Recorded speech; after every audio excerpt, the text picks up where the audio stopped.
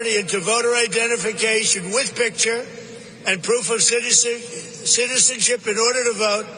And those two items are the most important thing having to do with Homeland Security. So it should be part of the Homeland Security bill. And I'm requesting that the Republican senators do that immediately. You don't have to take a fast vote. Don't worry about Easter going home. In fact, make this one for Jesus, okay? Make this one for Jesus. That's what I tell them. Well, there's Donald Trump. There you go. In Memphis yesterday. I mean, I'm sorry. That's a done deal now. Welcome into Wake Up Missouri. I'm Randy Tobler, along with Peter Thiel, in for Stephanie Bell. John Marsh hanging out, as always, and Drake, who's, I don't know, we'll have to check on the Drake brackets. Bracket Drake, we call him, hanging out today. Not it's looking the real same happy as this it morning. was Yeah, yesterday. I was about to say. It was No, the same not as as it good, was huh? yesterday. No, it's the same. Is it the same? They don't play till Thursday. Oh, I don't know. Yeah, I don't follow. yeah. You don't know ball, Randy. We I'm know. trying to keep an eye on airplanes running into what a tragic mess that was up in LaGuardia. LaGuardia is not the airport to fly into. I lived in that area. Last time I was up there, there was a conference, a radio conference in September. That was the only airport you really wanted to go into because it's closest if you're going to Midtown Manhattan. But because it is in such a weird place, it's not a lot of fun. And if you're on a real big plane, they're not landing a 757 there. That's going to JFK. So. The only time I've landed at LaGuardia, it was frightening. It's like all of a sudden I'm over like suburban whatever, and the next thing you know, you're on the ground on the runway, and it's short. The brakes are slammed on. It's an interesting airport. Wow, short runways, intersecting runways. Pilots say it's one of the most treacherous in the country. Right? Oh yeah. There's no question about it, and you don't want to do that. When I lived in the New York area, I generally flew. I did Newark. Yeah, and mainly because it was right on the train. It was really convenient. Yeah. I've only been through there once. What an armpit of an airport, though. I'm sorry. No, it's not that good. It's not good. In terms of the terminals, but, yeah. you know. St. Louis ain't no beach either. No, that's true. Well, welcome into the program. We've got a lot on tap for you today. We'll be talking with David Webb. Of course, you see him on the Fox network. He has his own show on a different format, and he's a scholarly guy. I mean, he's one of these guys that really brings a lot of analysis that's deeply informed into the show. A friend of yours, I know. So we'll talk to David at 7:10, and then later on, Jessica Rosenthal from Fox Radio about this DHS shutdown. And I'm telling you, these things. These poor traffic controllers, we're seeing record call-ins, especially at the busiest airport in the world, Atlanta, Hartsfield Jackson, yes, and at Houston. I wonder why those two particular ones have a higher rate. What is it? Is it just because they're busy? Houston is too. They're huge hubs. Houston does a lot of the flights. If you're flying to Mexico or anywhere in Latin America, Houston seems to be up there with like a JFK or some of these big international airports. Hartsfield has big flights that way as well, but Houston, yeah, not that good. It's Houston, and I think if you work at Houston, work at Hartsfield in Atlanta or O'Hare, you have to be pretty doggone stressed out. Yeah. DFW. It's right up there, top 5. Yeah, I would put that too. Dallas. You listened to the tape of that before the crash of the air traffic control chatter back and forth? Yes. And every time there's one of these incidents, you hear this. And obviously leading up to it, this is just routine chatter for these people. I have this medical interest in the air traffic control people. I would love to put a little butterfly catheter in them. You know what I mean? One of these little tiny that things. sounds like fun. No. And pull out a blood sample during a shift and see what their cortisol levels are. I'll bet these people have stress steroids, hormones, or that are off, just out of orbit. Do you right? think do you think the majority of these guys and gals smoke? I don't know, man. They've got the Zen concession. I don't Yes. know. Right? Because I mean that has to be one of the most stressful jobs on the planet. One of my cousins, she's married to an air traffic controller, Really? and he is, he's heavy, and he's got one after another. He's chain smoking. Wired pretty tight. Yeah. They're strung pretty tight. Well, we're thankful for the job they do, and it was sad. I mean, this fire truck was this pumper. It's a pumper, right? Was crossing the runway shortly after the Air Canada Express jet had touched down, and you could see it veering a little bit, and I guess it was heading off to some kind of an odor on the plane event on a United plane. And man, the nose cone was taken off. The pilots perished. And did you hear about the flight attendant who was ejected still in her seat from the plane and lived? Crazy. Amazing. They said the plane was still doing 100 miles an hour when it hit the fire truck. Wow. Well, we're very, very fortunate those firefighters survived, but I think they're pretty injured. Yeah. I mean, it's tough. It's sad. Mark Wayne Mullen is our new Director of Homeland Security. And, it appears as though the reporting is that there's a better relationship between him and Tom Homan than Homan had with Kristi Noem. He was he didn't really speak highly or say much about Kristi Noem ever. I mean, he didn't denigrate her, but he didn't say anything. And I wonder now if there'll be just a better relationship there, and maybe things will get done. A little less pretty. Yeah. And maybe just not as optically out there, right, with some of the activities they had. Well, and Mark Wayne Mullen is a pretty out there sort of guy. Yeah. He's going to be sort of a front lines. Now, will he be performative, wearing the uniform of every different thing like Kristi Noem was? Probably. I don't think so. And let's admit it, you're disappointed, Peter. Yes, because I'm a man. Yeah, he's a man. And then there's this. Speaking about Iran, and Chuck, I'm too afraid to answer the question. Schumer was on Morning Joe, and Scarborough just simply asked him a simple question. Yeah. Is it a good thing that Iran, and I think you would agree with me, epicenter of terrorism in the world since 1979, is it good that their military infrastructure is being degraded to the degree that it is? Yes or no? It's you can't, because it's a premature question. What is going to happen in the next several months? No, I can ask that question. Well, you can't separate. No. I can't. So you have a military side of it. I can show you my chart, but I think I threw it away. You have the military side, you have the political side. I'm simply asking on the military side, is it good, regardless of whether we agree with going in or not, is it good that Iran's military infrastructure has been seriously degraded? And again, I have to tell you, Joe, first, you can't, what's going to happen 3 months from... He will not answer the question. Yes. And that tells you that he thinks it's good. But he doesn't want to admit it, because the Democrats want this effort to fail. They want people to suffer at the airports. They want the economy to tank. They want this effort to fail so that they can win politically. I can't construct it any other way, Peter. No, Randy, you're totally correct. And sadly, politicians that should be there for service are there for self-service in so many ways. And we see it here in Missouri. We have legislators who are, they're being termed out, and they're trying for a bigger job. Why? Oh, because they get a better pension. It's like Bill Eigel, who was talking about when he ran for governor, he was talking about, well, I'm running, we've got to watch our money. He was very conservative, all that sort of stuff. County commission's on his deal. Why?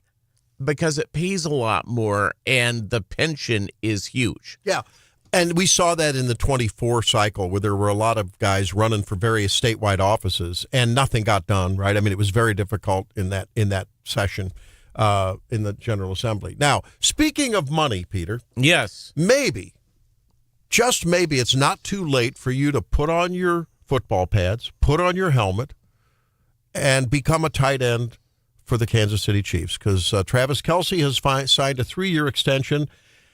It's a rough day out there. Only $19.25 million annually.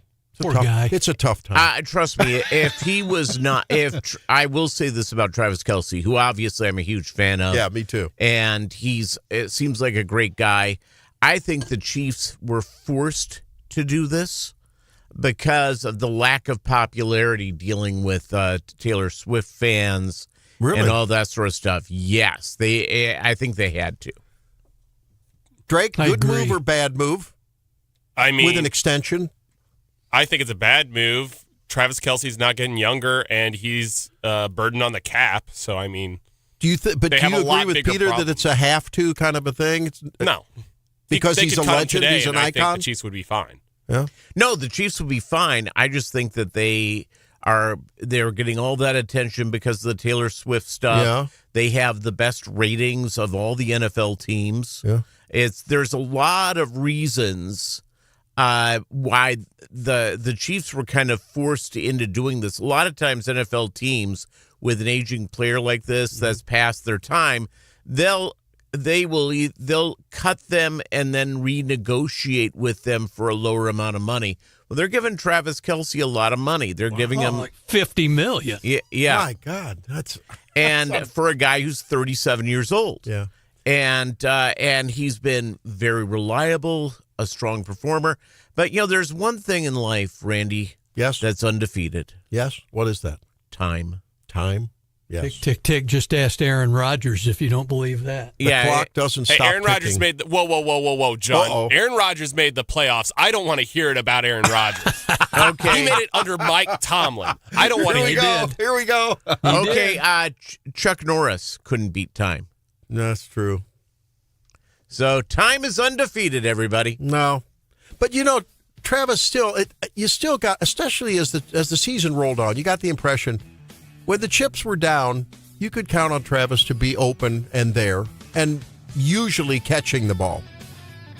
Drake's going nah. So you'd like that money spent elsewhere, huh, Drake? No, I love that the Chiefs are ruining their salary cap. As a Chiefs hater, I love this move. DC Rundown coming up. It's Wake Up Missouri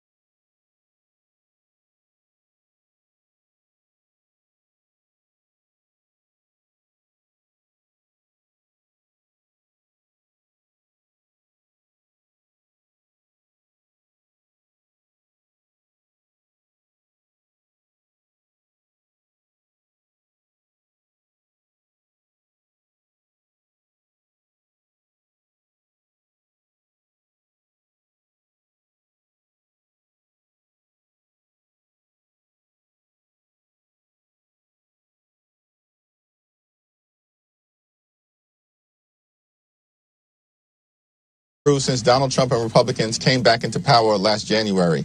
Life is more expensive, life is more chaotic, and life is more extreme. The last thing that the American people need are for untrained ICE agents to be deployed at airports all across the country, potentially to brutalize or in some instances kill them. We've already seen how ICE conducts itself. These are untrained individuals when it comes to doing the current job that they have. Wow, it's time for the Daily DC Rundown. Pinch me. John Marsh brings it to us. John? Immigration and Customs Enforcement agents did begin deploying to some U.S. airports Monday as a partial government shutdown continues to cause shortage of TSA officers who have either resigned or called in sick. Same time, airport security wait times have skyrocketed, much as 6 hours at some places. Wow. President paused his planned U.S. strikes on Iran just hours before a self-imposed deadline, citing diplomatic progress that Tehran immediately denied. Iranian officials quickly rejected the claim that negotiations were underway and just called it psychological warfare. Senate voted Monday to confirm Markwayne Mullin to lead the Department of Homeland Security as the shutdown of the agency dragged into its 6th week. Vote to confirm Mullin, the Republican from Oklahoma, as head of DHS. 54-45. Dem Senators Fetterman and Heinrich supporting the confirmation. So, done deal. That's good. So 2 Democrats crossed the aisle to vote for Markwayne Mullin. I guess Heinrich reportedly is friends with Markwayne. Yeah. And he's got a pretty good relationship with most people. I mean, he and Rand Paul don't hang out too much drinking beer. I think that's fair. You don't have to like everybody. No. It's and to work with them. No, that's true. You just don't. Yeah. Now, is it nice? Sure. Yeah. It's better. It's more optimal. Yeah. But personalities are what they are, and sometimes people are like oil and water. That's right. And it doesn't mean the other person's a bad person. No, usually. we push through our relationship with Drake. You know, I mean, that's, you don't have to like him. I hate Randy most days. Yeah. Well, and as you should. And but I do want to ask you, gentlemen. That's Peter Thiel. He's in for Stephanie Bell. John Marsh, of course, doing John's thing as he does every day. Later on, you'll hear his segment, which has become popular, great acclaim. The things weird that he finds in the world, and producer Drake. I'm Randy. Weird is good. We do have to ask ourselves, what does this tell us about America 2026? Trained ICE agents to be deployed at airports all across the country, potentially to brutalize or in some instances kill them. We've already seen. Now, that is the minority leader of the United States House of Representatives overtly saying that if you go to the airport today and you're standing in line, an ICE agent might take you out. Think about that. I know. Well, think about that. There was an alderman in Chicago who blamed the victim. Yes. That the guy walking around the pier with a gun and a mask, who was from Venezuela, that he was startled by the college girl, and he was scared of her, so he just killed her. Was that the same guy? There was another councilman or alderman who said that, well, she was just at the wrong place. Yeah, it's the same was one. that same guy? Yes, it's a woman. Same gal? Yes. Oh. Now, does that these people, Hakeem Jeffries, Adam Schiff, Dan Goldman, that these people are elected, does that say more about them or more about us, the electorate? Think about it. We're separated. I mean, our society is fractured. Anyone who doesn't think that, they're living in La La Land. Yeah, right, man. We'll be back with more. Donald Trump blowing up Iran later, not now, 4 days from now. Stay tuned.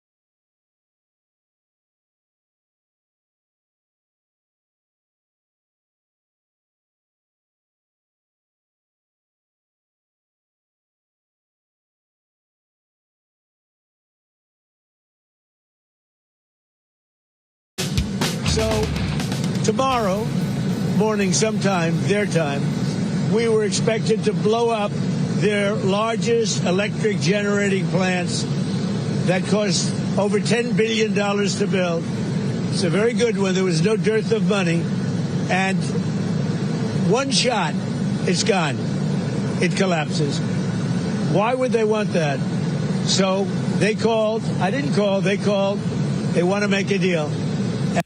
So this was Donald Trump on the tarmac before he left for an appearance in Memphis yesterday, explaining, and it happened while we were on air yesterday, that suddenly his ultimatum that window was supposed to close. When was it, John? 5:45 our 48 time, hour about 6 o'clock our time. Gave it. And Peter, all of a sudden, he extends it by 5 days because allegedly there's some talks, some deal in the making, right? Now, they're denying it. They're like, no, we're going to abolish the infidels. It's going to be crushing victory for Iran. And yet, is it Axios or Reuters is reporting that there are some talks going on. Who is this? Is this a rope-a-dope by Iran? Are they really coming to the table? We don't really know. Well, here's what we do know is that apparently some of the people that have been emissaries for the Iranian regime have been speaking to Witkoff and Jared Kushner. And so there's indirect conversations going on. The real problem, I think, is that we really don't know who's running Iran.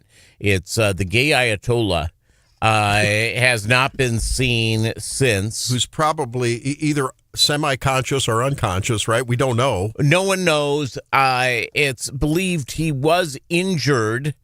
It's widely considered what the injuries were, from losing legs to just being seriously hurt but alive and recovering.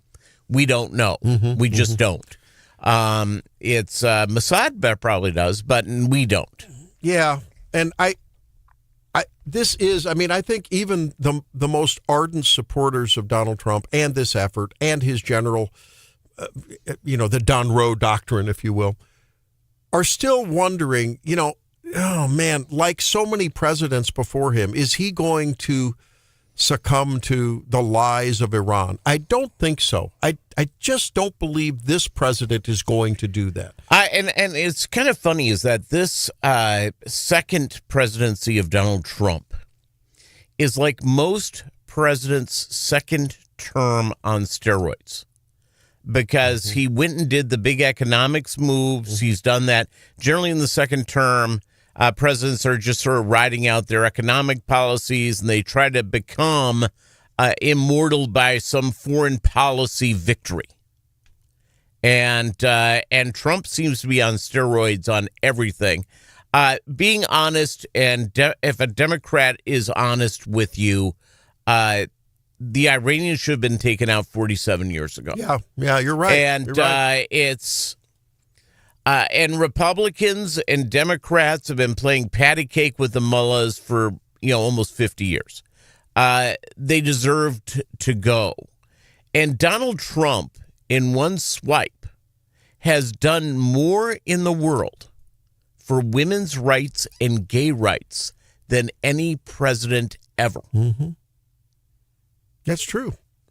Well, not only here, but there too. Yes. Well, we're talking about a woman, if she took off her headscarf, she could be killed. Yeah. We're talking about if somebody's found out to be gay, unless they're the son of the Ayatollah, they're being hung by a crane. Donald Trump has gone in and done more to protect women and the LGBTQ communities in Iran than any other president ever. Which is why you scratch your head when you see such really dug-in opposition, such unanimity, except for John Fetterman, on the left, because they're the ones that are the champions of freeing those folks and not denigrating them, right? I mean, I don't get it. It just doesn't make sense. It's called Trump derangement syndrome. And at some point, a virus. And I'll just say this, is that when Barack Obama whacked bin Laden, I couldn't have been happier. I was thrilled. Fantastic. We got him. He's out. We were all thrilled. Yeah, everyone was thrilled. I couldn't stand Obama's policies. I find him arrogant. His wife is loathsome. But that was perfectly fine. Fact check, it's his husband. Oh, yeah, Big Mike. And so...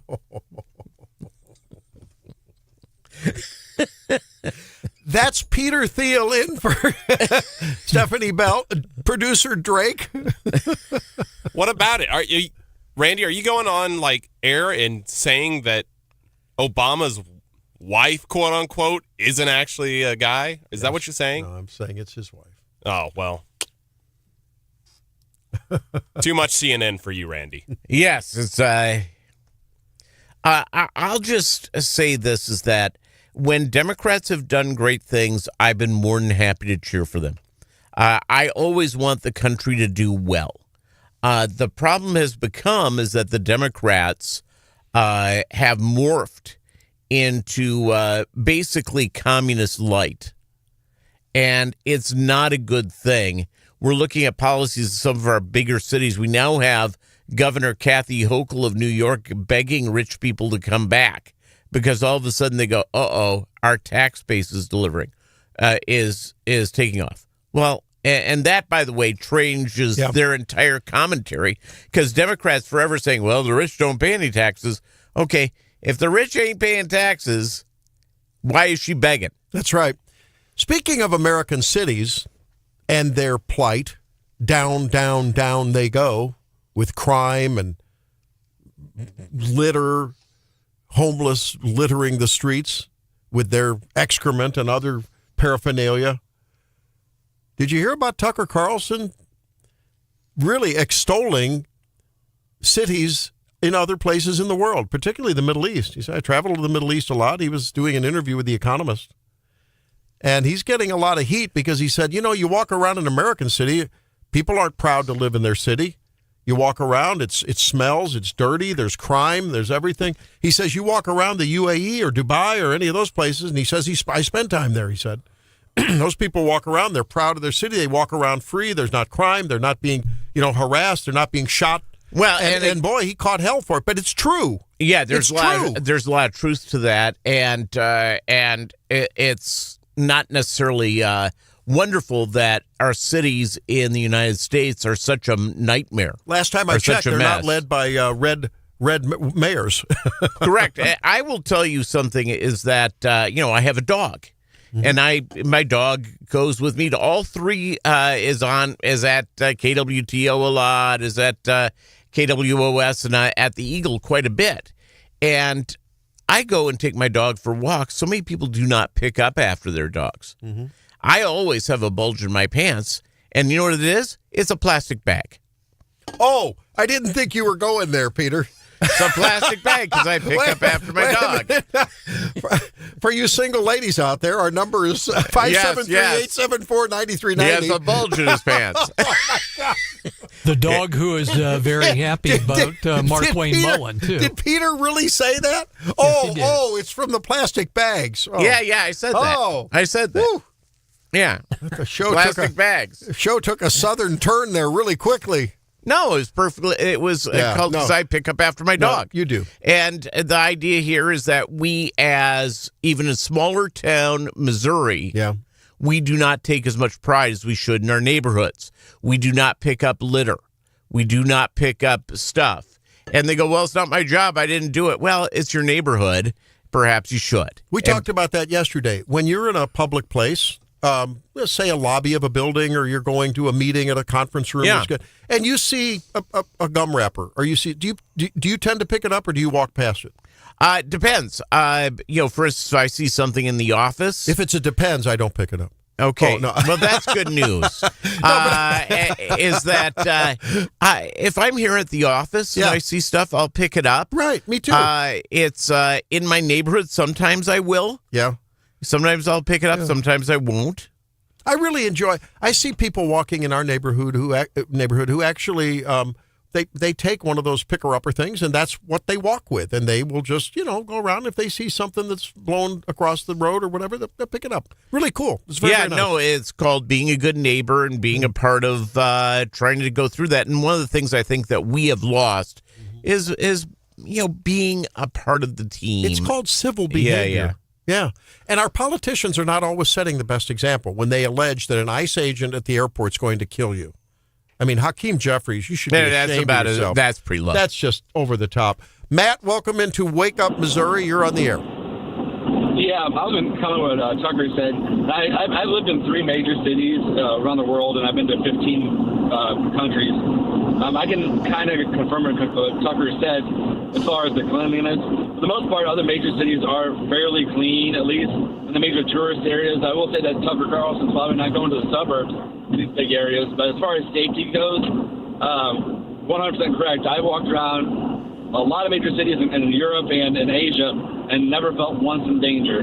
Yeah. And I'll definitely say that. But also, Tucker Carlson does have an entourage. Sure, he probably doesn't have his limo either. Well, that's true. But I agree. mean, when we've been in cities abroad, we feel safe. I don't know. I don't feel safe in big, big American cities. It depends. Thank you, Matt. I was in New York this past fall, and but I was in an area that was relatively safe. I wasn't going to the Bronx. I wasn't. I was in Manhattan the entire time, and I felt perfectly safe. But for a person who doesn't know New York and may just go there and want to explore, how do you know? You don't know what's safe. No, and you what have isn't. to. The secret is if you're.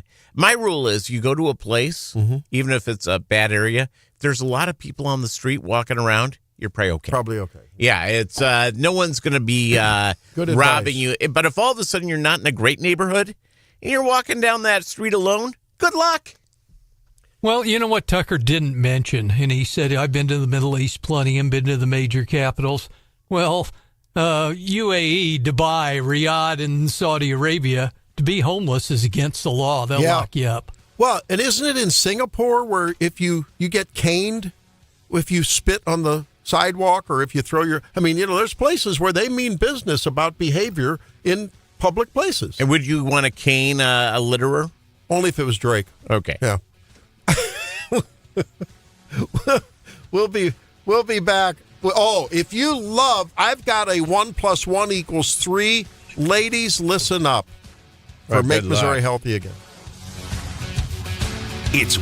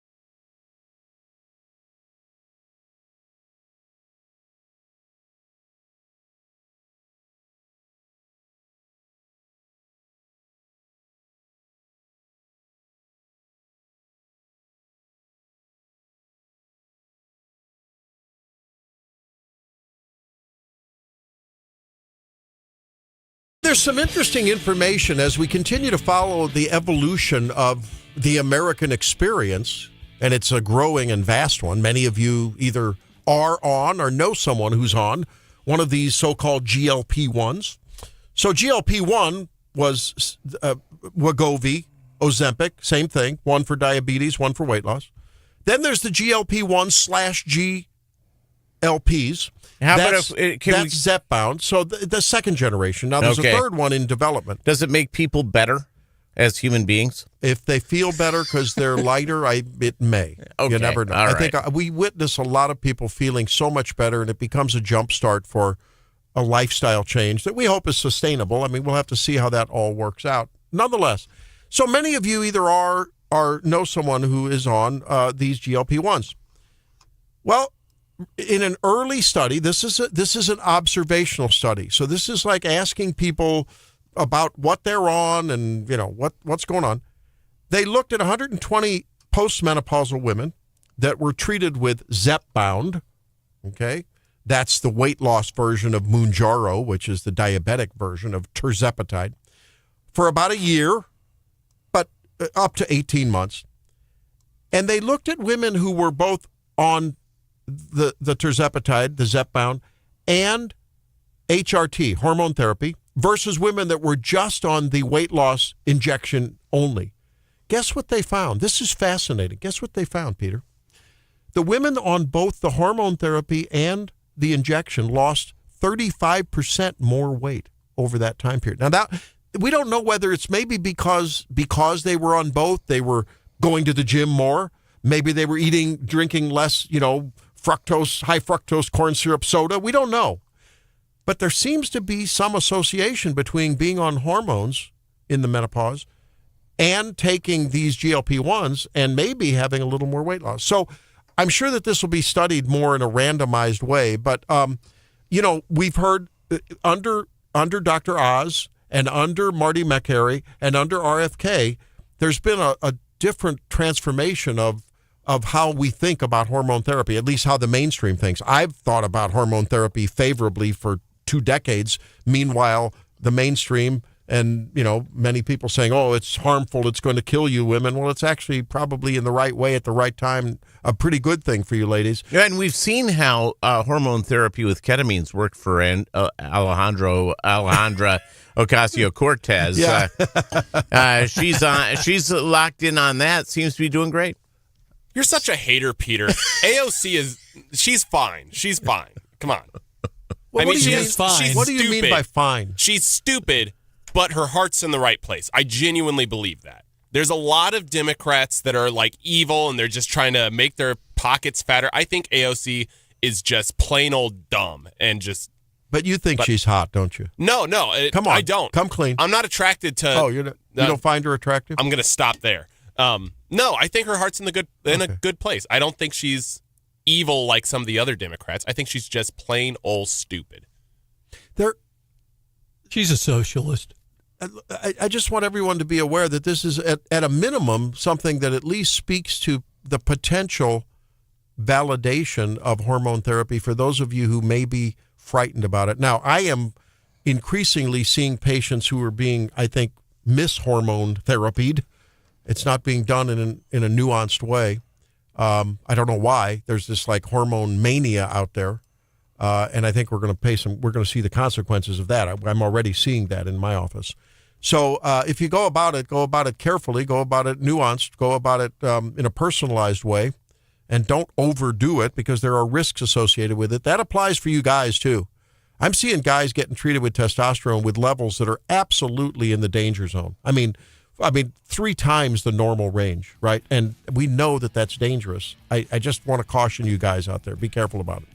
So if we replace your hormones responsibly, Peter, you never know what might happen. My hormones are great. I have more testosterone naturally coursing through my body. Oh, listen to this. He does. Oh, you get the buzzer from producer Drake. Hey, when we come back,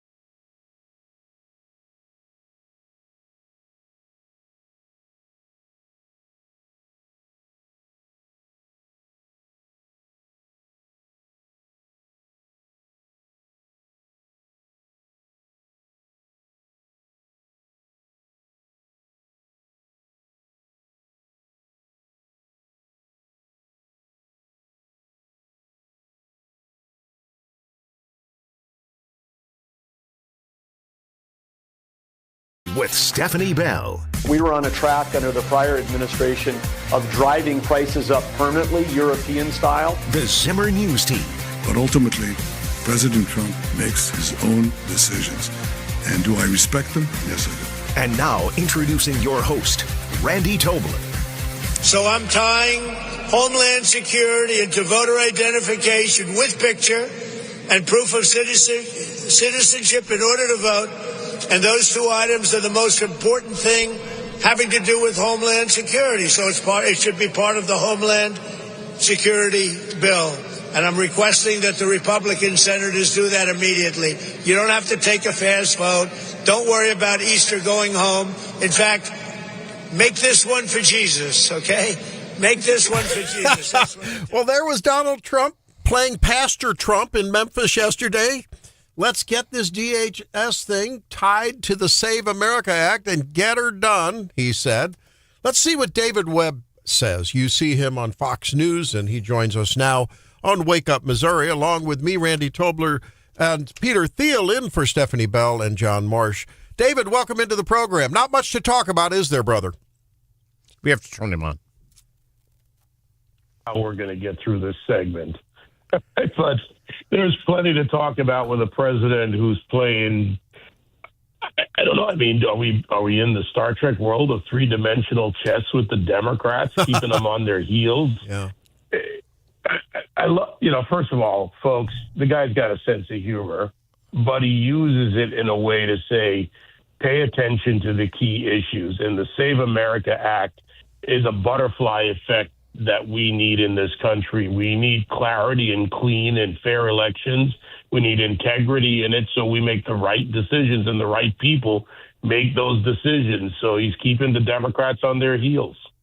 Yeah, David, it's dealing with Trump and his sense of humor, and you've spent time with him, so you know this. How much is he put into the calculus of figuring out how to outrage people who hate him? Oh, it's probably one of his favorite exercises from time to time. But, he does it with purpose because we've seen this. It's the art of the political deal, the art of the public deal, where he goes out strong. He ties things that are possible together, even though they may or may not have a shot, especially in the Senate, which is a mess. And then he sees the reaction and works from there. It's a negotiation. It's a constant negotiation, not only with the Democrats, but with reticent Republicans and Republicans who don't understand at times that there's a nature to this fight that's important. And one of the best examples of that is what we saw in Senator Kennedy from Louisiana coming out talking about using the reconciliation process as a way to get this done. It would take about 10 days, the senator said, but he's putting more ideas on the table, looking at the bigger picture for America. It's David Webb on Wake Up Missouri. David, also following up a little bit, are you surprised at how the Middle Eastern world has not come to the defense of their Muslim brothers in Iran? No. And it goes back to the first Trump administration. So you've heard me use this word before, Peter. It's about stability, the Abraham Accords. And long before Trump was president, as you know, I spent a lot of time going back and forth in the Middle East, and especially in Israel. And all the other nations that condemn on the front pages do business in the middle pages. And that's what really goes on. These countries want business to return, whether it's UAE, Emirates, you've got Qataris, Saudis. Yeah, they have their good and their bad, if you want to put it that way. They're negative elements within these countries. But they want business to continue, and that requires stability. That requires, hey, imagine that, security, the thing we talk about here in America, a secure society. And when you look at the Adam Smith approach, they're being a little bit more like Adam Smith than Democrats ever will be in this country, because the responsibility of the state to provide a secure environment so that business can grow, which then allows you to afford a better and more secure environment, that's a virtuous cycle. David, how do we explain this like otherworld phenomenon of Democrats like Hakeem Jeffries, others have echoed similar comments, that if you go to an airport today you might be killed by an ICE agent. Where are we in political rhetoric in 2026 that this somehow passes for appropriate in leadership circles? First, understand with Hakeem Jeffries, the soy boy from Brooklyn, all you're really dealing with is, frankly, not a very smart person who rose to a position primarily because he's a mirror image, or at least a shadow image, of Barack Obama, and that seemed like a good idea for the Democrats. He uses hyperbole. He thinks he's being clever. He's the same guy that says takes to the streets but would never show up. He's not a very serious person. He's simply a serious ideologue, very vocal minority, and they may act on it. But notice that people, these AstroTurf paid-for protesters and agitators, really is what they are not showing up at airports like they did in Minneapolis. That's David Webb. Joins me, Randy Tobler, along with Peter Thiel in for Stephanie and John Marsh on Wake Up, Missouri. Talk to us about the economy, the way it stands, the gas prices, the continuing war. I know that's a lot to pitch out there. What's your feeling about the midterms as it stands today? Before I get to the midterms, we have to look at how we get to the midterms. What happens in the Middle East, and yes, gas prices and the economy matters. They are down significantly, but there's a disruption here for this time. First of all, you need those 2 negative quarters to get to a recession, so Democrats can throw that away. It's not going to happen unless something significant happens, and I don't see it. Pay attention more to what a Scott Bessent or a Chris Wright says about this short-term disruption for a longer-term stable environment for decades, not for a few months. That's important. When the American people see that, combined with the better tax bill, now permanent, with better incentives in businesses to grow their business, which means longer term, more stable hiring, that will level out. And that's what the Republicans need to work on, providing the environment so people get to the midterm saying, you know what? Maybe even if it's not perfect, I'm better off than I was before, right? That Reagan question that matters in the short or long term. And do I feel, and this is important in America, do I feel like I have a shot at the future of my American dream? Can I take care of my kitchen table issues?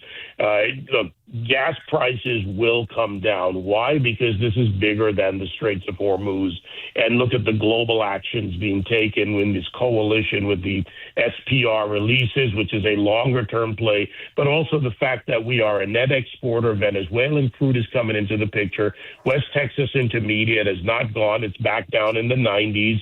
The drop from there will be faster once they straighten out the Straits of Hormuz, and what's already out on the ocean will be delivered in the next week or two. So again, that will have an effect. David, last question for you. Let's talk about the governor of New York, Kathy Hochul, last week started begging former New Yorkers, a.k.a. now Floridians, to come home and that they want their tax base. What is going to happen in these big blue states where the tax base is leaving? What are we going to be seeing here in the next 12 to 24 months? Unfortunately for the residents of those states, who I actually do care about, unlike the Democrats, they're going to pay the price. When wealth leaves any area, and by the way, as you know, I spent a lot of time in Palm Beach. You referenced Palm Beach, and yes, I know a lot of those millionaires and billionaires. When they leave because they're able to, but they also take what their effect is in economic activity on the community. It's not just about the big corporations. It's about restaurants. It's about other forms of business, about consumerism. So that leaves. When that leaves, jobs go down because there's less demand in consumerism and spending. Other things, when corporations leave, that's not just jobs leaving, that's ratables, tax ratables for the local communities and for the state. Look at Kathy Hochul in New York, but then also look at Chicago under Brandon Johnson, just downgraded in its ratings. Look at New York, which is facing similar in the New York City area. This is what's happening because of these leftist policies that are driving out economic activity in every form possible. David, I've got to ask you a question about the the chasm that seems to be growing within that large conservative coalition that reelected Donald Trump. People within my sphere who are the most patriotic people, some in the military world, some related to military folks, others not, listened to the Joe Kent interview with Megyn Kelly and said, why would a guy who is a battle-tested Trump supporter come out and say, hey, there's a neocon bubble that's compartmentalized around Donald Trump, and I'm worried about it. I'm paraphrasing Joe Kent's argument there. They're not buying it hook, line, and sinker. They're not Tucker Carlson. These are people that you and I would generally say, hey, we agree with lock, stock, and barrel. But there's something resonating about that story. What's your analysis of that? Well-planned rollout. Ask the question, why is it that when Joe Kent wrote the letter, which if you read the letter carefully, is a mixture of his thoughts and mixing in the personal to evoke a response, including the timing of the Tucker Carlson interview and the media rollout and the cacophony of similar voices. There are questions around Joe Kent that I've had long before this, whether he was a leaker. That's a question to be asked. There was an investigation internally underway. And again, it seems too convenient. And as for the fracture, to use that term, having a difference of policy or approach doesn't mean a fracture. Using a bumper sticker, which many have to try and separate the quote, MAGA coalition, however they want to see it, the Trump coalition. I ask the question, if that is fracturing, then what is it? If you're saying this is coming apart, what is it that's going to replace it? What's next? And when you look for the what's next, you don't see it. Yeah. Most people on the right are united in the common desired outcome for security, stability, economic security, safety abroad, safety at home. And yes, we can debate the different approaches, but Joe Kent spoke as if it was the final determining statement on what was going on. And when someone does that in any form, I question their credibility. But looking at him in his prior work there and some questions that were asked about him prior to this, plus the convenience and seeming similarity of this rollout, something doesn't sit right. No better informed and no better articulated analysis than David Webb. Thank you for joining us, our friend. Appreciate it. Thank you, Randy, Peter. All right, we'll be back on Wake Up Missouri. It's Wake Up.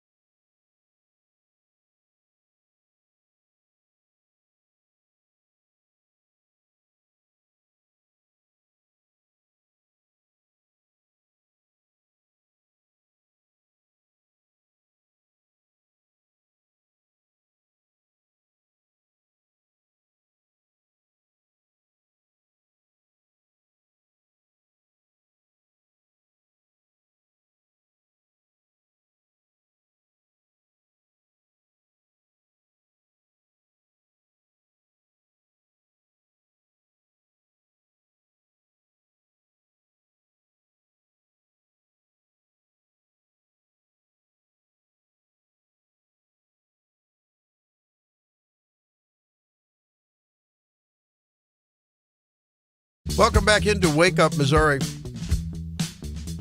And you talk about Peter Thiel's in for Stephanie Bell, John Marsh, of course, part of our big Wake Up Missouri family. We're glad you're a part of the family as well. If you want to stay in touch with us, you can do that on the phone at 800-529-5572 or on the text line 573-874-9390.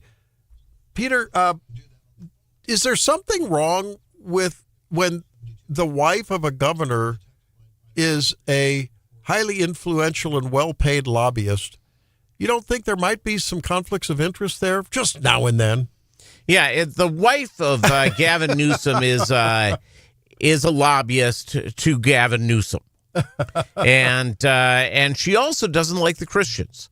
Not a big fan of the Christians. Was that part of the prenup to have like pillow talk lobbying is acceptable? Well, there's so many of these people that they're like double and triple dipping. There's a story about a Democratic Senate or an independent Senate candidate in Nebraska who has a bunch of family members through a web of political action committees where they are making a total of like $300,000 each. Wow. And so there's a lot of dirty stuff that goes on, and it's just as a huge conflict of interest. Well, and Newsom's wife, she's pretty loathsome. She made a big deal previously about Planned Parenthood and how we are such a backwards country that we don't have more support for them. And after all, that's pro-life. If you're in another realm, if you're pro universal daycare. And if you're pro-universal health care, then you're actually pro-life. She had a twisted view of that when she's about as pro-life as a man in the moon. But now she's saying that conservatives, that's you guys, that's us, they're living in this silo, this evangelical conservative silo that ultimately is just pulling us back as a country to a time and a place where we don't deserve to be, and we're not going to be. Is it Siebel Newsom? Is that yeah. And because honestly, young women and fathers of daughters are awake now, and they're woke, and they're not going to let us go back. Wow. And so the idea here for a second is that blaming the Christians, we've seen the Democrats blame the Jews, and now we're at a place where it is those who do not hold the traditional values of this country, the Judeo-Christian ethic, which is what we are and what we do, that these people are now looked down upon, and they're being stepped on. And I will tell you, Jewish Americans who have traditionally voted more liberal, they're going to wake up pretty quick here. And goodbye, Democrats. Yeah. Well, humility is that tie that binds that Judeo-Christian. But hey, I'm not going to tell you what to do. I'm going to let you live your life. Somehow that's lost on the Democrats. Be back with more Wake Up Missouri. Has America been fair to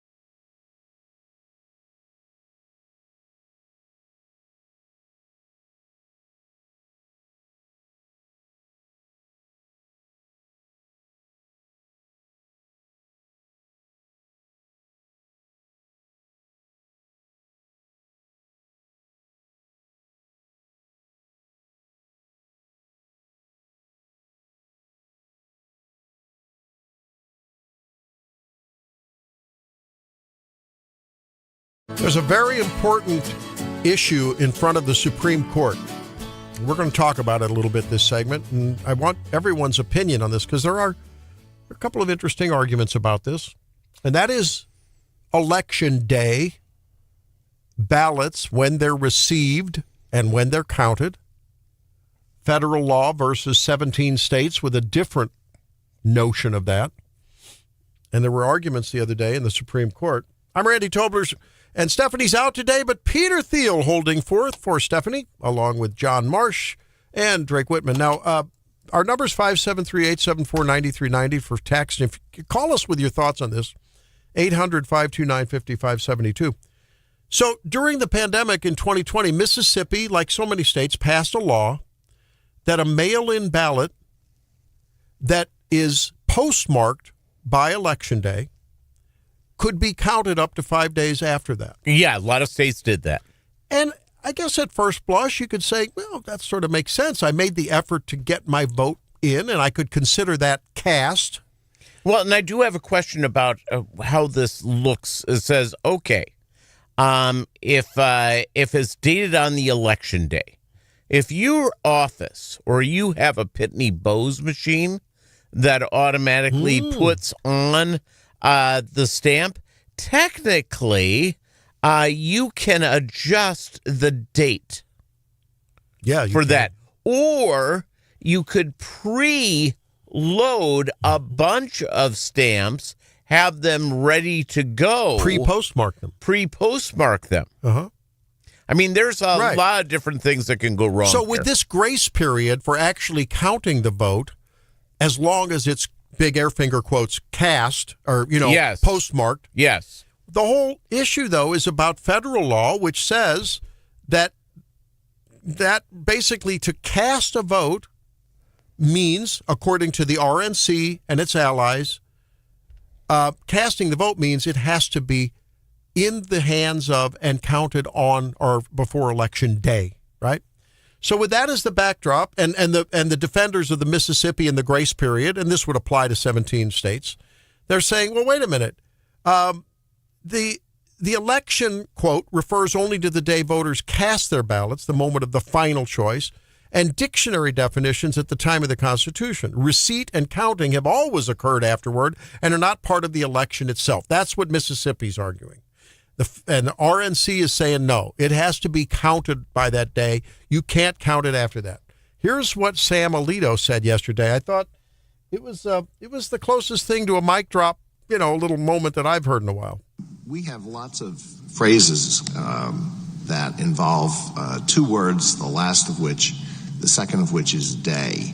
Labor Day, Memorial Day, George Washington's birthday, Independence Day, birthday, and Election Day.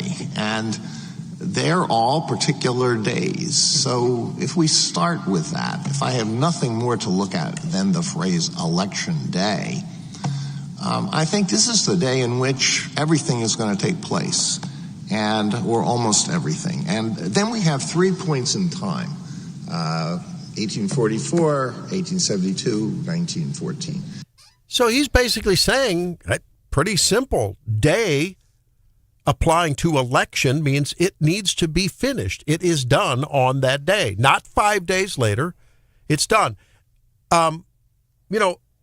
Folks who were looking at this, observers looking at this, are suggesting that the way the arguments went, it appears as though they might be poised to overturn that Mississippi law. Well, and I think they should. The idea that the United States has become a third world nation where we're waiting a week for a close election to be solved by waiting for the mail to show up.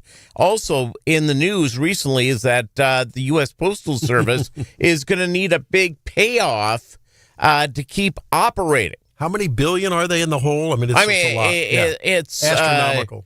It's at a point where the post office has become. We have to figure out how to make it profitable, and the amount of postal usage. It's I go through, and obviously I'm not personally running a business. I'm not sending out billing. I'm not doing that. But most people, I get my bills, all of them, online. I get an email, and I pay online. More and more people are digitally doing business. I've been doing that for 20 years. That's this is not something brand new. We're now at a point, I just realized in the last 3 months, I did something I did not do in 2025. I mailed 3 letters. Really? I had You mean snail mailed 3 letters? Yeah. Wow. For the handwritten? It's 2 of them were, one was to the IRS, one was the Missouri Department of Revenue, and the other one was a sympathy card for some friends. Other than that, that's it. I'm not using the mail. And Postmaster General said, what did he say in the recent interview with him? Got 78-cent stamps now. He said just for the Department to Postal Service to break even, stamps would have to be 95 cents. Oh, man. $1 to send a simple postcard through the mail? There it is. Oh, man. And the idea here of online stuff, I just don't understand. The problem is, and to go through, and not to get back to the argument that was happening in 2020 over the election, but let's be real upfront, Randy and John, is that being able to go and physically vote should not be this big problem. And being able to go out and get people to the polls is going on forever.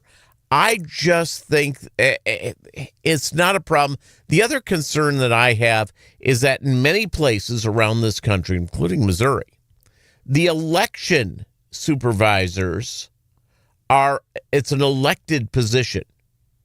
What if George Soros all of a sudden starts buying probate judges and county clerks? County clerks, yeah. Well, I wouldn't be surprised if he's already had some contributions there. Yeah, we have seen what's happened with our Bucks County, Pennsylvania.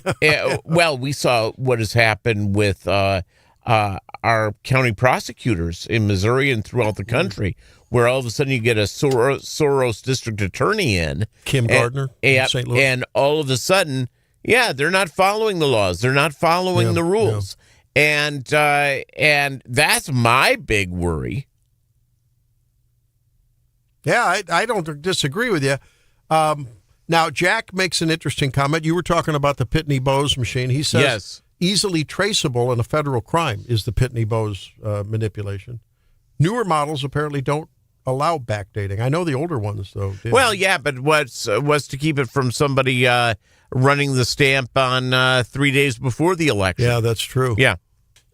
We had a caller, Mark. He wanted to add the comment that a big problem with this is that every small town has a post office. And we're not talking about the ones with like 500 plus. We're talking about the towns with like 10 people in it with a post office. There are so many post offices that are, quite frankly, wasting tax dollars. So just want to put that in for you. And you want to talk about something where a congressman and a U.S. senator brags? One of their biggest brags they'll ever say, look what I did for you. I got your small town a post office. Yeah.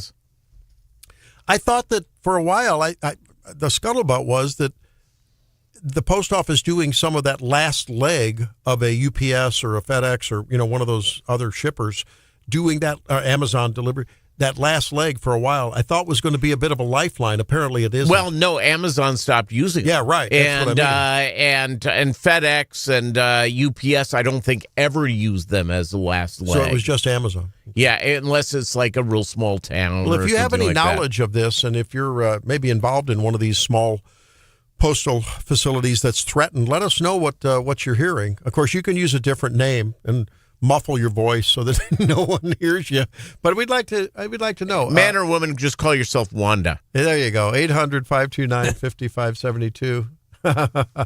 Now, Paul is taking Donald Trump to task. I think it's interesting. We played earlier this clip where Donald Trump was saying that the guys and gals in the Senate and the Congress, in the House, need to get together and combine the Save America Act with the shutdown resolution, put them all in one, stay here, don't go home for Easter. And then he said, let's get it done for Jesus. Okay. And I think Paul, aptly named Paul, says Trump's get this done for Jesus is using the Lord's name in vain. If you understand the essence of the commandment, The Lord's name is to be revered and not flippantly thrown around as a novel figure of speech. Well, I guess I'm to the point where in this...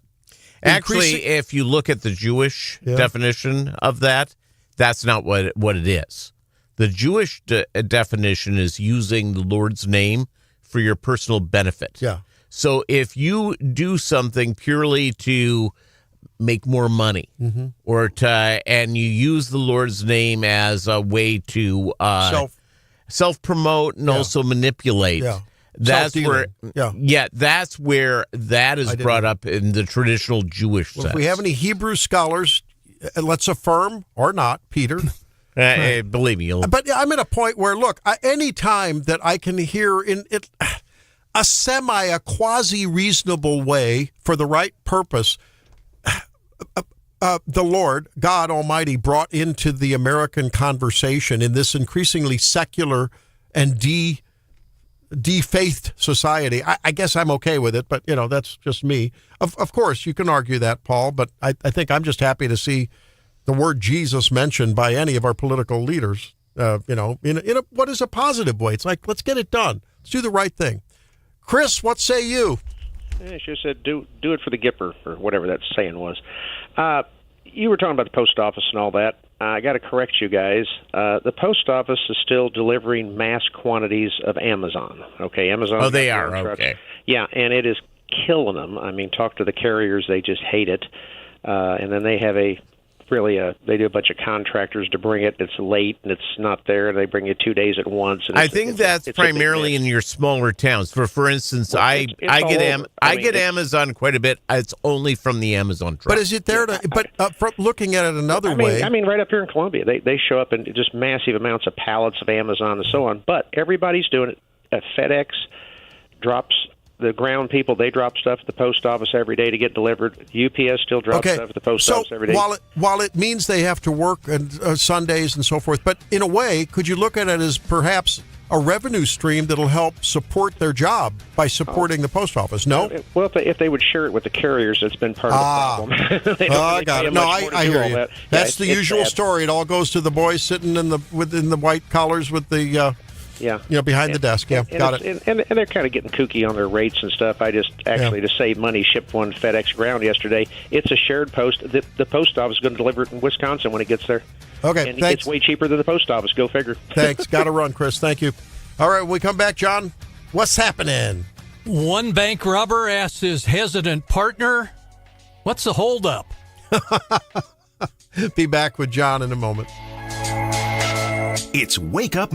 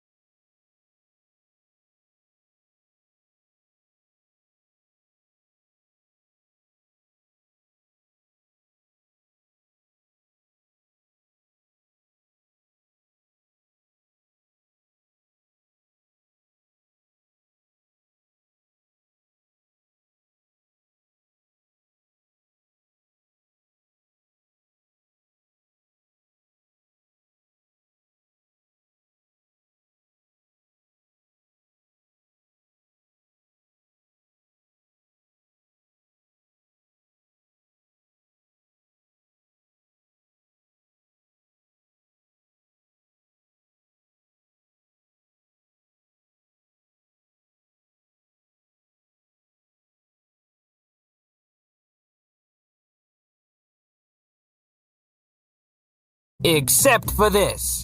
Gustavo de Jesus Torres took his time in his bank robbing spree, but he didn't net much of a haul. Torres robbed 6 banks in 5 days across Queens, Brooklyn, Manhattan, and the Bronx. At each Chase branch, Torres handed the teller a note saying people would get hurt if they didn't hand over the money, so he got $320 at one bank, $265 from another, and walked away with just $20 from one branch. 3 others gave him nothing at all, so his total earnings were just $605. Police still searching for Torres, who's been charged with bank robbery before.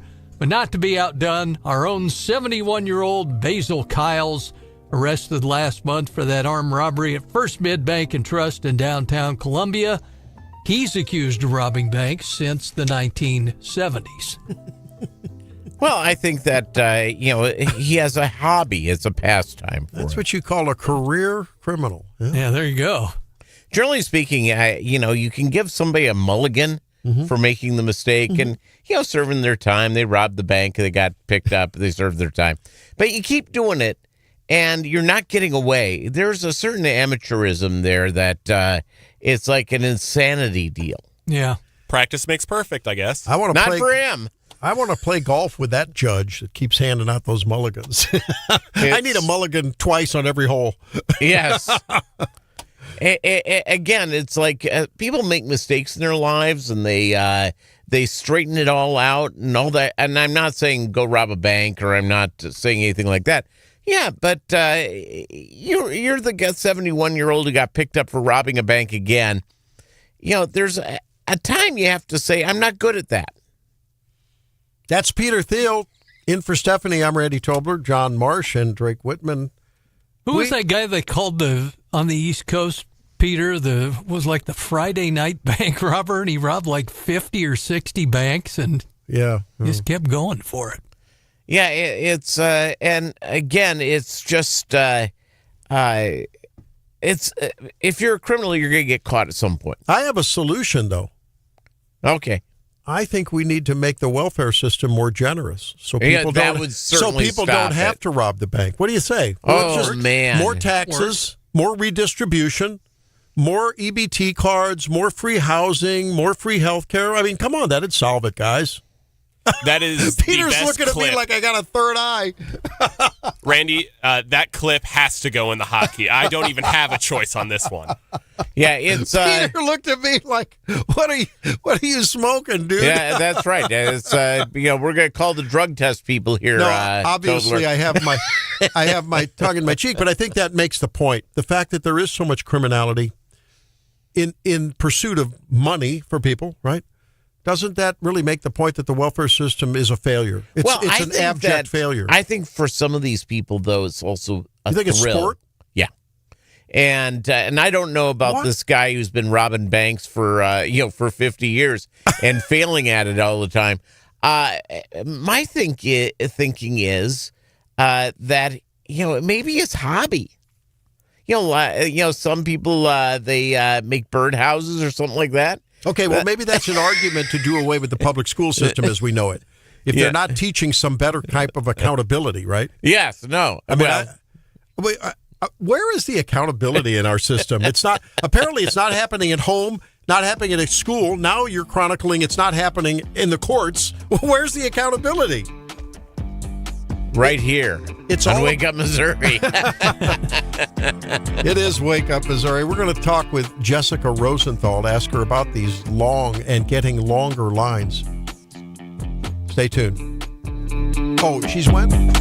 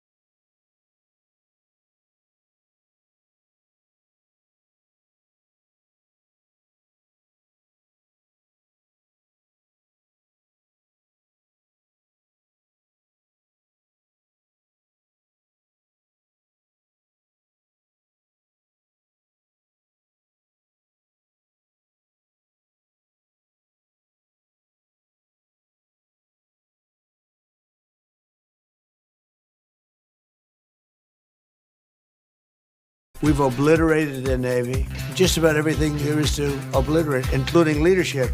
Wake Up Missouri with Stephanie Bell. We were on a track under the prior administration of driving prices up permanently, European style. The Zimmer News Team. But ultimately, President Trump makes his own decisions. And do I respect them? Yes, I do. And now, introducing your host, Randy Tobler. So, tomorrow morning sometime, their time, we were expected to blow up their largest electric generating plants that cost over $10 billion to build. It's a very good one. There was no dearth of money. And one shot, it's gone. It collapses. Why would they want that? So they called. I didn't call. They called. They want to make a deal. And we are very willing to make a deal. It's got to be a good deal. And it's got to be no more wars, no more nuclear weapons. They're not going to have nuclear weapons anymore. They're agreeing to that. Any of that stuff, there's no deal. Donald Trump yesterday, after he extended his ultimatum from last evening, then 5 more days, maintaining that there are talks going on, as you just heard him say, that they called him and they want to negotiate. I'm Randy Tobler, Peter Thiel in for Stephanie, John Marsh, and Drake Whitman. Now, gentlemen and ladies in the audience and in the studio, there are some conflicting reports because the Iranians publicly are saying there's no talks, and yet an outlet called Iran International is saying that the foreign minister over there is in fact having talks with Witkoff and others, and that what the foreign minister said was, according to Iran International, which is it's been fairly reliable in their reporting. This is not an Iranian source, but it's about the Iranian conflict. Embedded in that story, it says that he said he had been authorized by, like you said, the disabled now because of the bombing, son of the former Ayatollah who was killed early on. He's been authorized as long as Iran's standards are met to cut a deal. Well, that's no deal because Iran's standards are not our standards. They're not Donald Trump's standards. I think this is more rope-a-dope on the part of Iran. I see nothing happening except Donald Trump and Netanyahu having to continue. Perhaps I'd love to see some offensive efforts with the Middle Eastern neighbors there to just continue to crush whatever remains of the Iranian resistance in the army and the IRGC. And by the way, the military over there is separate from the IRGC. They're not the same regime loyalists.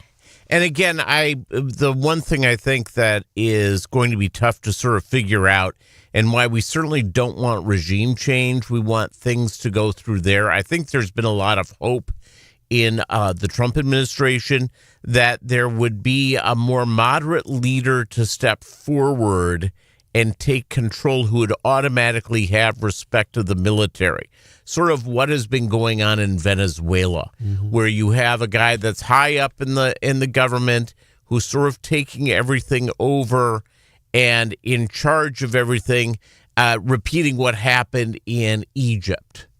When the leader of Egypt took it over from the Muslim Brotherhood, it really ticked off Obama, which made no sense to me at all. And he was a part of the apparatchik of the military and all that sort of stuff. And I think ultimately that's the hope with the Team Trump on this. And I don't know if that person, and maybe that person is this foreign minister. It could be. And just reaching around what is left of the leadership of Iran. So that's a possibility that the foreign minister is doing an end around the loyalists. Correct. Left in the regime. Yeah, because maybe he realizes there's writing on the wall. Could be. And I want to be in charge. Or he's just part of the same problem where they lie and they obstruct and they mislead and they keep just rope-a-doping, you know? Well, I don't know. I will put my hope into Team Trump on this. Marco Rubio has proved to be an absolutely amazing Secretary of State. Yeah, it's true. And it's And I'm willing to sit here and wait on this and go from there. I do think that having this that regime go in, but obviously the military assets, everything was built upon spying on each other. There was like layer upon layer in Iran to keep the mullahs in charge. And that still seems to be the case. And I don't know how many more people they have. They have a deep we bench. have to kill. They have a deep bench. We don't know how deep.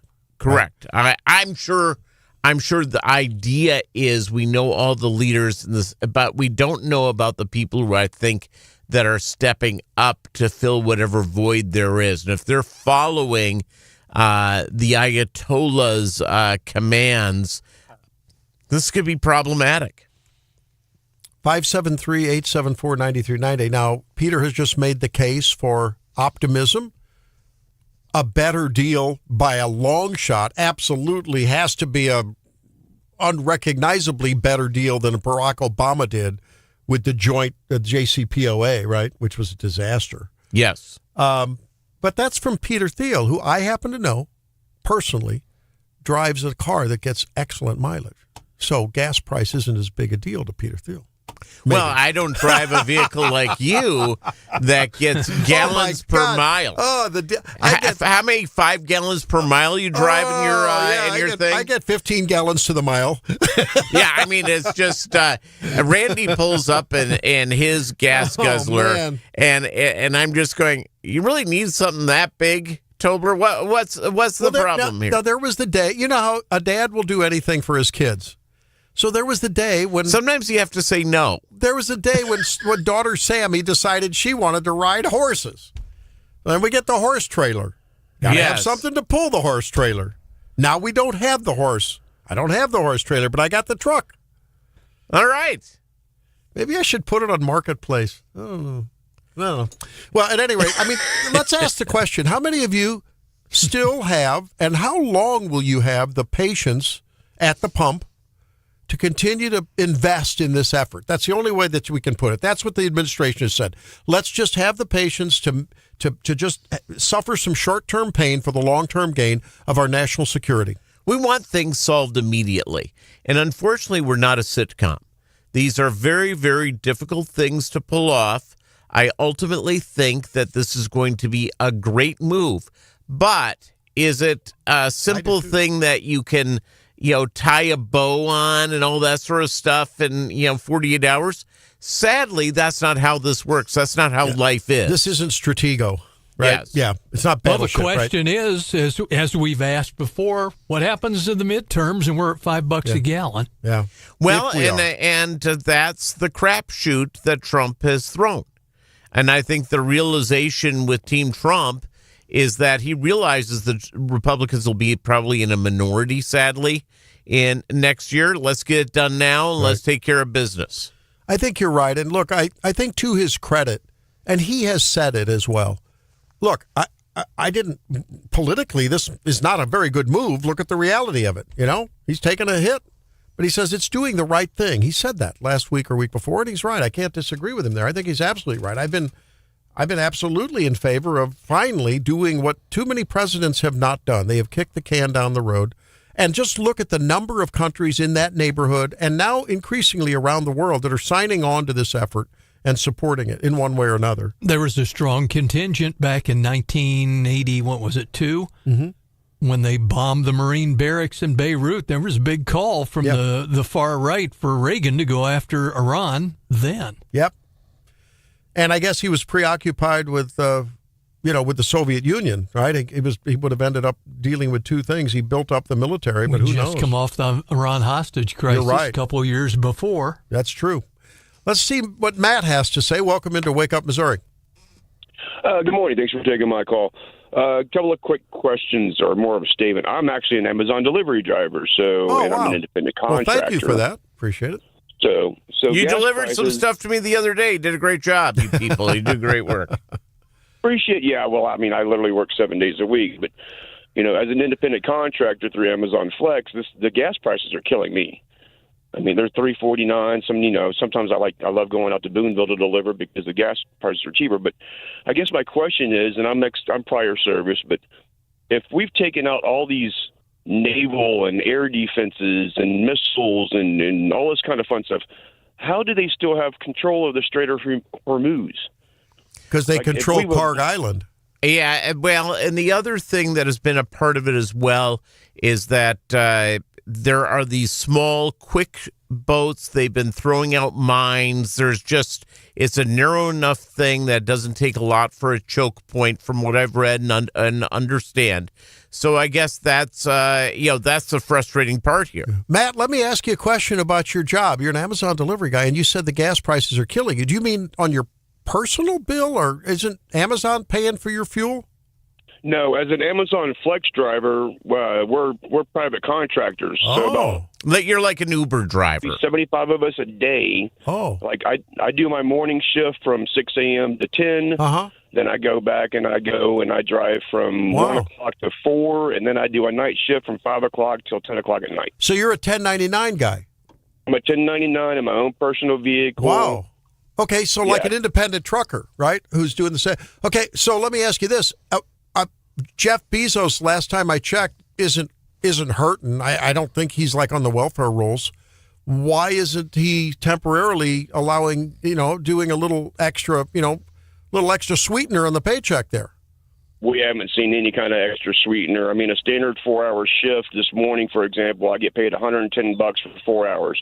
If I get the delivery done at 2.5, I still get paid for the 4. And you got and out of that pay has to come your gas? Gas, insurance, wear and tear in the vehicle. I drive 1,200 miles a week right now. Now, I guess you can deduct that, right? I mean, there's. Well, there's things to go from there. I do have this thing. How many miles per day or per shift do you normally drive? This morning shift, I'll be right at 120. So right now I'm averaging 1,200 to 1,500 a week. Wow. Yeah, that's good. By the way, man. thank you. Thanks for doing that, and really thanks for informing us. I wasn't aware of how that mechanism worked. Wow. Well, appreciate it. Thank you, Matt. Thanks for weighing in. All right. Wow, interesting. And Jordan from down the hall on the country station, who lives in Boonville, says he just filled up at $2.99. Ooh. Drive to Boonville. No kidding. I feel a trip to Boonville coming on. Yeah. All right. We'll be back with the Morning Bell. Stay tuned. It's Wake Up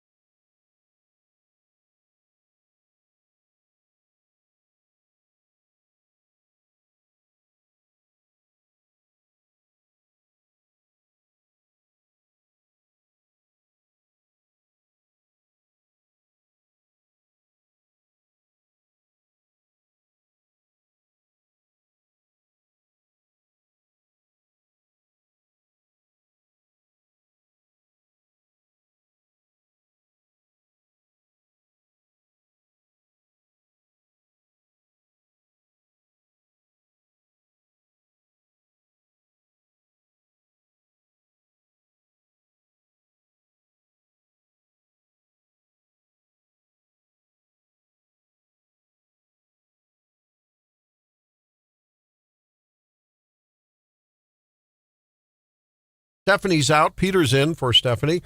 Excuse me, John Marsh as well, hanging out as always. And I'm Randy Tobler. Drake Whitman checking his brackets. And will give us a daily report. They're both equally as bad today as they were yesterday. Yeah, because nothing changed. Yeah. Equally as great, Peter. I don't want to hear it from you. So in the markets yesterday, a pretty good day because, of course, there was some extension of that ultimatum that President Trump had given. And so I think there was some optimism that talks might lead to a deal, which might lead to opening of the straits, which would lead to more fluidity in the oil and natural gas markets globally.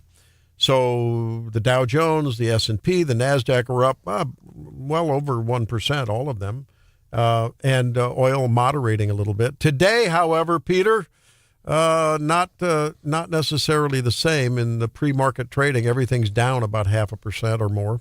So down 300 points in the Dow, NASDAQ 150.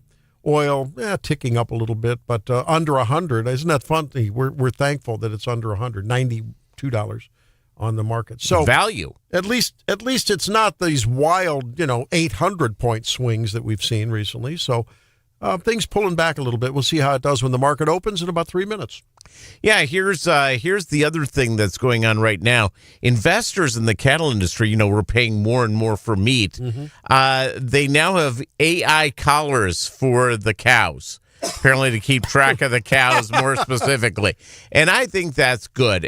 Let's do whatever we can to keep beef prices high by setting them up with high tech. So will that replace men on horseback doing the roundup thing or what? I don't know. Yeah, I think what it will sort of change is that it'll be easier to keep track of, people out there stealing cows. We just had that cattle rustling case. That's right. That was in Missouri and Kansas and Oklahoma. So there you go. Are we talking drones here, like to keep track of the cattle? I'm guessing an AI thing that maybe can go to a satellite. I don't know. We're in this place. And also dealing with insult to injury on our gas and oil prices, a Texas oil refinery just east of Houston, Port Arthur, which is a Valero facility, went up in flames. Shelter in place in that area. That's a good time. Speaking of the gas wars, the Democrats have launched geo-targeted ad campaigns hitting, wait for it, GOP for gas prices. They're going to nail them. One of our listeners sends us a picture of a gas pump with a Trump sticker that says, "I did that," pointing up to the high price. Well, I don't blame them. That's politics. That's a kind of a risk the Democrats probably shouldn't do, because if they're all of a sudden putting gas prices on GOP and all of a sudden it's August 1 and gas is $2 a gallon, they've now put everything on the line on that one deal. Ken Martin, who's the head of the Democratic National Committee, he's not necessarily known for being a real creative thinker. Yeah. When you're the guy who helped put Tim Walz in office, this is not necessarily the sharpest guy in you may have a little judgment issue. Yeah. It's if your whole career is about giving the world Tim Walz, and you think, you know what? I deserve a promotion. He is America's dad, after all. That's what they led us to believe. Coach! Oh, my God. What a disaster. Jessica Rosenthal, Fox News Radio, joins us after a short intermission, where we'll bring you the news, and we'll talk about a DHS shutdown update and those poor TSA unpaid folks. Stay tuned.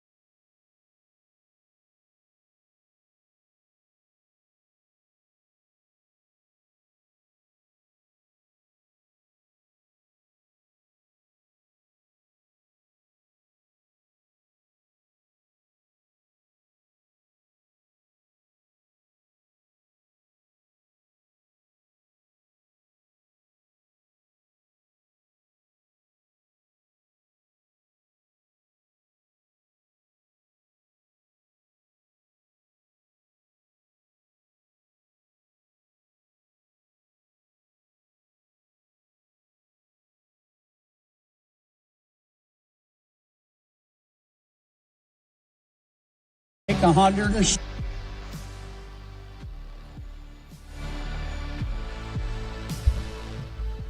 of wealth in this chamber. But we all make 170 grand a year. And that's a fortune for most Americans. I'm not saying that senators don't earn that. This bill's not meant to punish anybody. I know some senators who work so hard that's 170 grand a year is probably equivalent to about $11 an hour. I mean, they're working all the time. This isn't about that. Well, that's John Kennedy, Senator John Kennedy, who's on a crusade to withhold senators' pay as long as those really you're just barely talking a subsistence wage that those TSA workers are being asked to forego, at least temporarily, while they continue to work. That's the first topic of our discussion with Jessica Rosenthal, who joins us, Fox News Radio. Jessica, it's tough to watch these TSA workers doing their duty and watch the senators and Congress people getting paid, isn't it? Well, it sounds like that's what they're trying to work through now. But you're right, there is a lot of frustration. We heard from Homeland Security yesterday that 400 TSA agents have quit. They had their highest call-out rate on Sunday. I believe it was 12% of TSA called out. And the DHS statement cited things like these agents can't pay for food, rent, childcare. Childcare is a big one. So we're going to see. And this has been going on since February 14th. It appears like there's some movement now. There was a big meeting at the White House yesterday with Republicans. Our Chad program is reporting that the president had wanted DHS funding tied to the SAVE Act, which is about voter ID, but the GOP didn't think that could work. And they don't have enough votes to change the filibuster. So it sounds like Republicans have pitched what Democrats have been asking for, which is let's fund all of DHS except for ICE, because Democrats want to have this negotiation over reforms to ICE. We'll see if this happens, if they go for that, or if some Republicans now say, no, we want to fund ICE as well within DHS. So it's still a bit fuzzy. It's still fluid. But we're watching and waiting to see if maybe this could end this week. And now we have irresponsible Democrats, my words, like Hakeem Jeffries, basically telling Americans that if they go to the airport and stand in line, that an ICE agent might take them out. He all but said that yesterday. Yeah, we got some reaction to that from a former acting ICE director, Jonathan Fahey, on our podcast that actually aired today. And he said essentially what you said, that it is irresponsible to sort of put that in people's minds. Look, we already have polling that shows that Americans were frustrated with ICE operations when they saw what happened in Minneapolis. And that's a reality. And that's why we're seeing these negotiations happen now with funding. And the president said, look, if TSA is suffering and we need to get these lines moving again, let's deploy some other federal law enforcement that we have at our fingertips that we can send in to sort of ease the pain here. And the thinking is that, when you leave the airport, you see a TSA agent standing there to make sure that no one's going in where they should be going out. Mm-hmm. Instead, put an ICE agent there and free up that TSA agent to go sit at the screening, at the scanning, and look at the X-rays and do the things that an ICE agent can't do. He's also talked about deploying National Guard to the airport if it comes to that. Hopefully it won't. Hopefully we'll have a deal. But the thinking was to free up some of TSA here and to tell people that they should be fearful of ICE. I guess the guidance has been made pretty clear. That's not what ICE is there to do. They can check IDs. They can man exits. They can just be a force multiplier. They're not there to do an immigration enforcement operation. It's Jessica Rosenthal on Wake Up Missouri. Jessica, it's a lot of times people are looking at the balls and strikes on these things. John Thune, if he's bending this much, is he going to lose Trump's confidence? It's a great question, right? Because we see that happen. It doesn't sound like that's happening here. The president has actually said he likes John Thune. He's a good guy. He supports him. And I think it was even out of his mouth, he said that he can't get what he needs. And that was a reference to the filibuster. A lot of calls for breaking through the filibuster. A lot of Republicans saying, well, the Democrats are going to tinker with the filibuster anyway when they're in power, so we should just do it now in order to pass the SAVE Act. And Thune has been, pretty staunch on this, saying, look, I don't have 60 votes to change the filibuster. I need the 60 just to even talk about changing the filibuster. I don't have that. He's like, you can blame me all you want, but talk to the Republican senators who don't want to mess with it. That's just the reality. It's just math, as Chad Pergram would say. It's all about the math.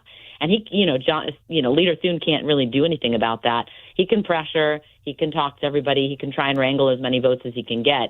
But it doesn't sound like he's really losing support. I know there was some discussion online, some more of the right-wing influencers in the podcast universe saying, Leader Thune should go, and he's not doing enough. That kind of died out quickly. We saw Senator Mike Lee, who was had a little bit of tension with Thune on that front. They patched things up, and he praised Thune as well. So I don't see anything really happening to Leader Thune anytime soon over this. He just pins it on the math, and I'm not seeing anybody sort of disagree with that. It's Jessica Rosenthal. It's Wake Up Missouri. She's with Fox News. One last question, Jessica, having to do with the SAVE Act.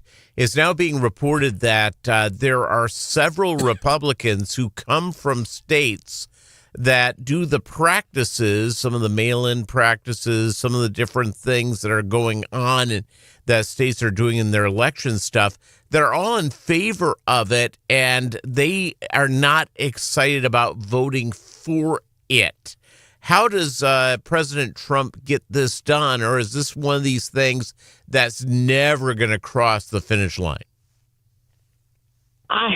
It's a great question. I don't see it crossing the finish line just because, to our earlier point about the filibuster and getting a certain number of votes to get that through. And it's not something you can get through on reconciliation, right? It's not a budgetary item. So it really is stuck. And I think that's why you saw Missouri Senator Eric Schmidt tack on some other things having to do with transgender women in sports and transgender surgeries on minors. Those things got added on sort of to become a messaging vote. In other words, if we do get to the point where we demand senators take a stand on it, it will at least put everybody on the record as being, either for or against it. But because the writing was on the wall, I think that's when you saw some of the amendments get added on. And I think most senators are realistic about the possibility of this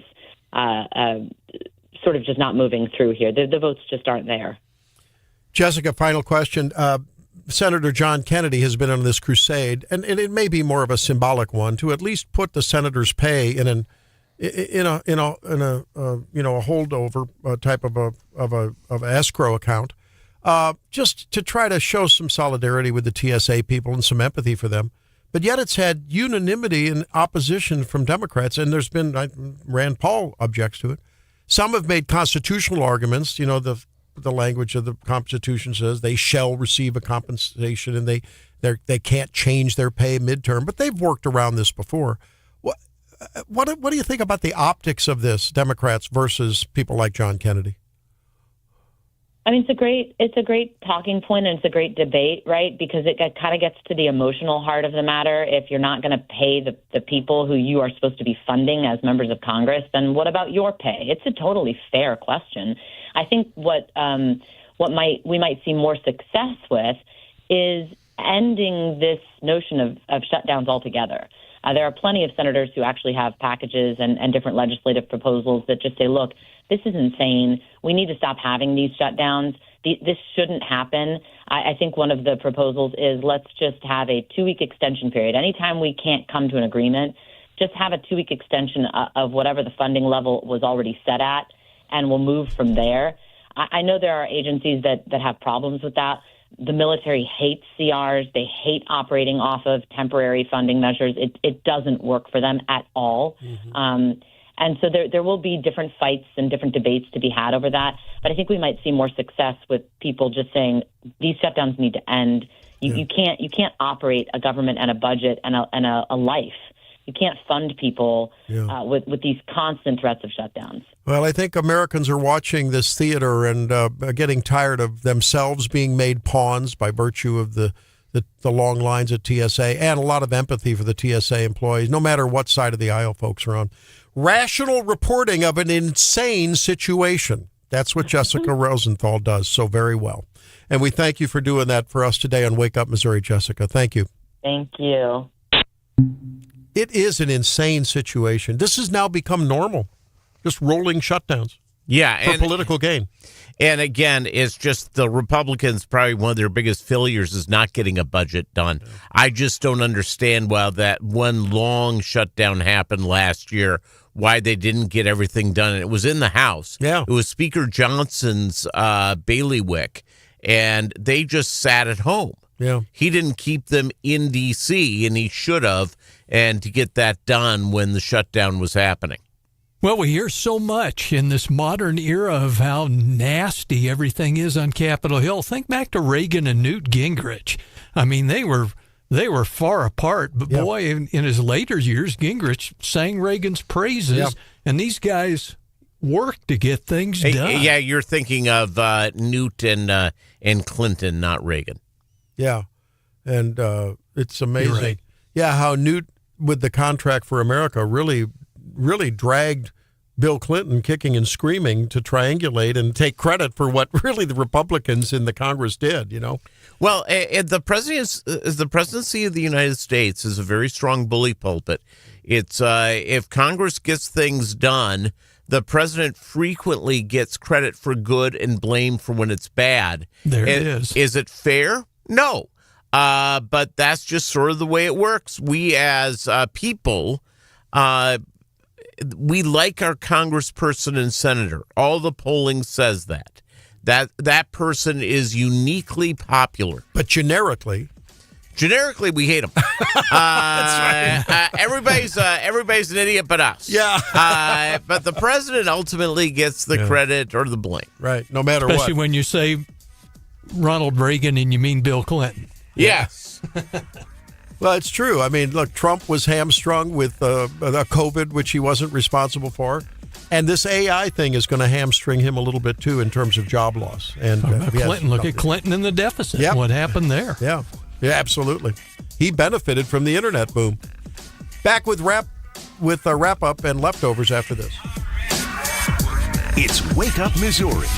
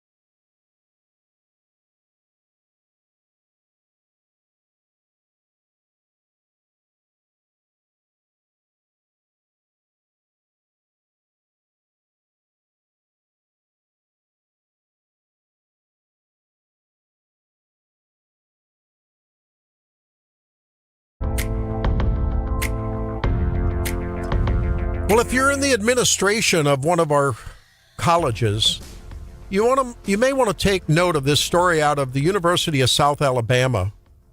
And if you're concerned about your enrollment dropping and you want to prop it up, you may want to avoid doing what the University of South Alabama did on a couple of counts.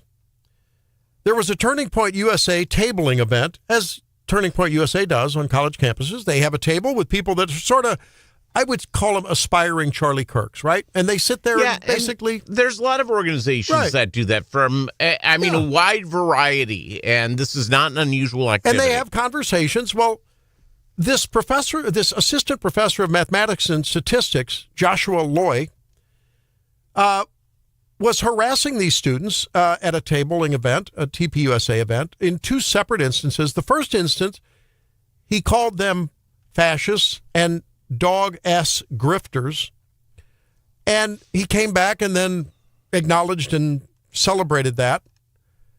And he was reported to the administration for harassing the student body, this group, the student group. So he was the Turning Point USA president of that chapter was called into the dean of the graduate school and associate vice president for academic affairs. Puff out your chest. And interim dean of the School of Computing. Interim. Yes. Yeah. So the Turning Point USA president, who made a complaint about this professor who was being rude and indignant to these students, calling them dog-ass grifters, he was called in to this high-level administrator's office. And this is what happened. Yeah, and I just on another note to bring back to your team, it's conceivable, I don't know what the motivation of uploading this video was, but a possible outcome is that funding is going to be jeopardized, that is the universities. I don't know if you probably noticed that. So the TPUSA chapter uploaded a video of this professor going nuts. And he gets called in, the president gets called in saying, I don't know if you've thought this through, but our funding could be jeopardized because the Ways and Means Committee in the university. Yeah, that's gaslighting the innocents over the guilty. I mean it's just nuts. I think this highlights the pathology that defines many of our higher education campuses. Yeah. This professor, instead of saying, you know what, we've talked to the professor, and he should have had a civil discussion about your disagreements. But to name call you and denigrate you like that was inappropriate. And there's no evidence, by the way. I watched some of the video. What I saw, there was no evidence that the TPUSA were in turn disrespectful to this professor. They asked him questions, and it was a nice Charlie Kirk-esque kind of a debate. But instead of that, he tries to gaslight him and say, you could be hurting the university by uploading this video. And I mean, this guy said, I don't know if you've noticed the chair of Ways and Means obviously saw the video and made some comment. I don't know to what degree posting this on social media or indirectly, it may very well have a negative impact on the university's funding. Drake? I thought I heard that the club's funding would be cut. And I know that some schools do give funding to certain clubs. So maybe I just misheard he was basically saying, you're hurting the university's funding. We could really get hurt. Well, you know what? And this guy pushed back and said, I have to only say it would affect university funding if it's handled inappropriately, Mr. Dean of Academic Affairs, hotshot. By the way, my leftover has to do with that dirty sport of cornhole. Oh, what's that? Where a professional cornhole player who's a double amputee murdered somebody. It's a dirty sport. It's a dirty tradition. Mixed martial cornholing. We'll cover this more in depth tomorrow. It's a new sport that Peter's going to form the league. Mixed martial cornholing. That's Peter Thiel in for Stephanie. I'm Randy, along with John and Drake. We thank you for being here on Wake Up Missouri. We'll see you tomorrow. Gary Nolan on the way.